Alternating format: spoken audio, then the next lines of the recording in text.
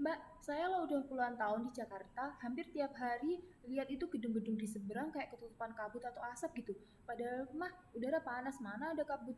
Terus juga perasaan nggak ada yang bakar-bakar di tengah hari begini. Emang itu apa ya kok bisa kayak gitu? Kabut atau asap itu disebut dengan smog. Nah, smog itu salah satu dari polusi udara. Nah, terjadinya smog itu bisa terjadi karena adanya emisi dari kendaraan bermotor yang kemudian bercampur dengan uap air. Jadi, adanya kabut atau asap itu tidak hanya karena adanya pembakaran saja. Oh gitu. Waduh, saya baru tahu nih yang namanya kayak gitu. Eh, tapi Mbak, ibarat kata kan itu kabut muncul terus bertahun-tahun. Cara ngatasinnya gimana ya? Siapa yang bisa ngilangin itu kabut? Yang bisa ngilangin kabut itu ya kita semua. Kita sama-sama mengurangi smog itu, yaitu dengan cara mengurangi penggunaan kendaraan bermotor, kemudian beralih ke kendaraan umum atau bersepeda, kemudian menghemat energi seperti mematikan AC atau lampu jika tidak digunakan, karena energi listrik itu yang dihasilkan dari pembakaran bahan bakar fosil yang bisa menghasilkan polusi. Kemudian bisa dengan menanam pohon.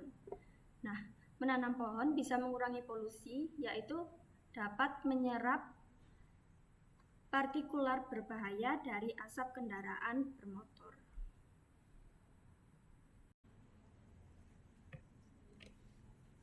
Oh, jadi yang namanya pencemaran udara itu ribet juga ya, Mbak. Tadi Mbak bilang apa sih partikulat ya? Itu emang bikin dampak buruk bagi lingkungan sama kesehatan. Kayak gimana? Terus apa kagak ada tuh manfaatnya si partikulat? Oh iya Mbak, jadi dampak buruknya partikulat itu dalam jangka panjang ya. Nah, dalam jangka panjang itu partikulat bisa meningkatkan risiko penyakit jantung dan penyakit penyakit pernafasan lainnya kayak sesak napas sama asma gitu. Nah, lebih fatalnya lagi, partikulat itu bisa menyebabkan kanker paru-paru sehingga dapat menyebabkan meningkatkan risiko kematian juga. Nah, untuk manfaatnya sendiri, saya belum tahu ya Mbak, soalnya kan partikulat itu dapat meningkatkan resiko kematian sehingga untuk manfaat kayaknya belum ada deh. Buset, bisa gitu ya Mbak ya? Mbak, saya jadi mau tanya nih, kan balik saya naik motor ya, pasti kena tuh polutan. Gimana ya biar saya nggak kena dampak jelek polusi udara? Ada saran saya pergi kantor atau pulang kantor jam berapa nggak biar polusi paling dikit? Terus saya kudu ngapain aja biar nggak kena polusi? Untuk biar nggak kena polusi, biar nggak kena dampak dari partikulat ya Mbak. Karena dampak partikulat tadi lebih ke pernafasan ya, jadi mungkin kalau mau pergi-pergi itu pakai pakai masker medis biar nggak terlalu menghirup banyak debu gitu. Satu-satu. Nah, untuk berangkat ngantor sendiri, saya saranin sekitaran jam 8 pagi ya, Mbak. Soalnya jam 8 itu polusinya, polusi udara dari hari sebelumnya itu kayak udah hilang gitu, udah menguap pergi entah kemana. Nah, kalau untuk pulang kantor itu sekitar jam 5 sore ya mungkin. Soalnya jam jam kalau semakin malam itu polusinya semakin banyak gitu. Jadi pulangnya bisa lebih sore.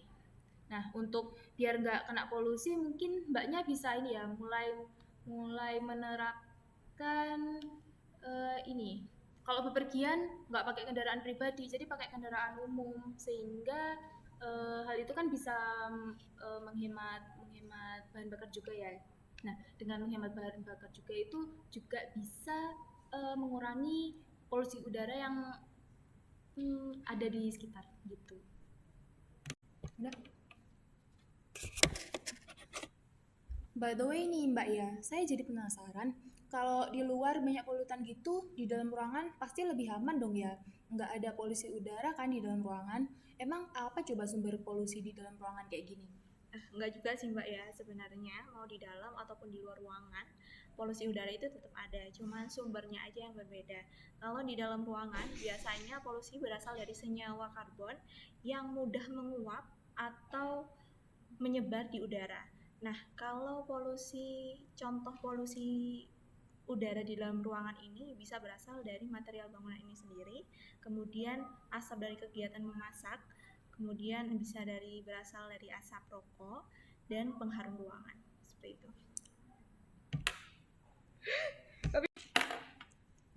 Wih, mantep bener Mbak ini. Kan kita kerja di perusahaan konstruksi bangunan ya. Terus saya dengar-dengar Mbak ini lulusan teknik sipil UM, cum laude lagi. Emang apa sih manfaatnya tahu pencemaran udara buat lulusan sipil Mbak? Di mana kepakainya? Dengan mengetahui ilmu pencemaran udara, saya dapat menganalisis dan menginterpretasi hasil investasi emisi dan memantau kualitas udara untuk menyusun pengendalian pencemaran udara. Seperti itu sih, Mbak.